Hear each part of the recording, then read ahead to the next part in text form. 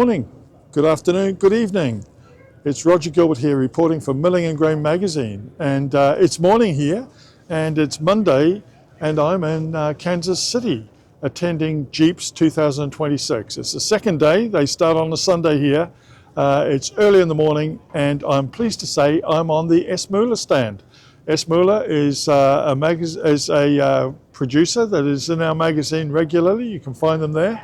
But I'm in the company of Chris McLean, and he's the Executive Vice President of Essmueller, and he's going to tell us a little bit about the equipment they've brought to the show this year.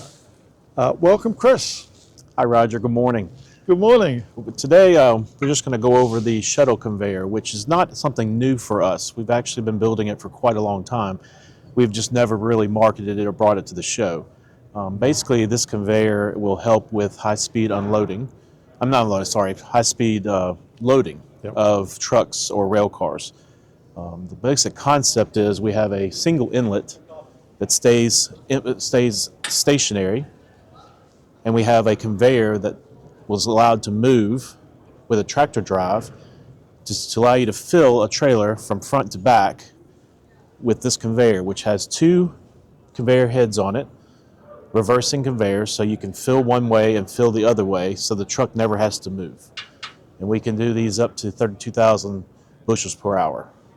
And it comes in a flat bottom model or a round bottom model depending on the application. Yeah. And how is it transported as a conveyor? It's drag chain conveyor. Oh, okay. And does it move within the truck? No, it's actually above the truck. Yep. So then it just slides. Oh, I see. Okay. Slides backwards and forwards. Yes, and that's done by a tractor drive, so it's variable speed. Okay. And what capacities do you produce it in? Up to about 32,000 bushels per hour. Okay. Very interesting. And what is it constructed from? Is it heavy gauged materials? Yes. Standard is a 7 gauge, I believe, and heavy duty. All of our equipment's produced on a heavy duty basis, commercial grade. It's built to last. Right. We've got conveyors that are still running after 40, 50, 60 years. Amazing. Yeah, excellent. And it's a fine looking piece of equipment. What else have you got on the stand here, Chris? We also brought with us a new design on the other side of the booth. We do a lot of modifications to our products with maintenance in mind, thinking about guys in the field. This is one of our slide gates, and this would be the inlet part that's getting installed in the material flow process. This is the rear of the gate, which allows us to actually break it apart. So once this is installed, if you want to do maintenance on it, we could actually break the back part off. You can take this to your maintenance shop or do repairs on site, any kind of replacements or get in here for the slide wipers and actually adjust the slide wipers, and then we can put it back together. So that this would never have to come out of the material flow. Right. Okay. And this also can be converted. So if you purchase a manual gate and you decide that you don't want to climb up 130 feet to operate that gate, you can actually convert this to a air-operated gate just by replacing this rear area of the gate. This would stay intact; it doesn't change. Right. It would just be replacing a middle piece and a slide and the back part of the gate. And is this a long-standing product with Essmueller? We've been building gates for a long time. We brought on the Able slide gate line from Able Manufacturing back in 2016. Since then, we were committed to continuing the product that Able was building over many, many years. Lately, in the last few years, we decided to start trying to make improvements to the product, and again, with maintenance in mind, trying to make it user-friendly for the end user. And what sort of response have you had from visitors to the stand?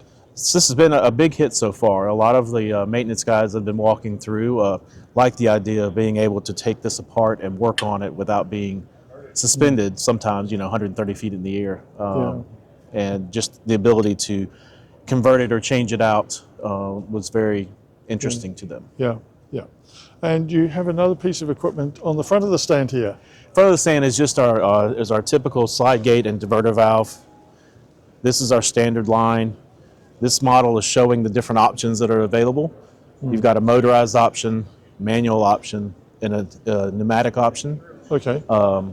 This is just displaying that this is a universal frame, so the frame is designed that you can do any of these designs on our stock frames. So again, you can convert this in the field if you start a manual, then you can convert it to a pneumatic without having to buy a whole new gate. This one just doesn't break apart, so you'd have to pull this out of the material stream to do the changeover and then put it back in. Return it, yeah, okay. And the other side, we've got the diverter valve, which we started making a few years ago. Again, there's others in the industry, and we just try to make it better. This design allows us to be able to pull this front plate off. All the internal components can be pulled out and replaced. Right. So again, instead of being a consumable item, a throwaway item, then you actually can have a diverter valve in your system that you can maintain and replace parts and make it be a little bit more of a longevity item instead of just being throwaway. Right. So it's a constant task of making it easier for the operator to use all this equipment. Yes. Making life easier in the mill. Yes. This can come in manual, motorized, pneumatic, so it's many different options. In a K valve or a Y valve, different designs. So. Well, Chris, thank you very much for taking us around. And this, as I say, is the second day.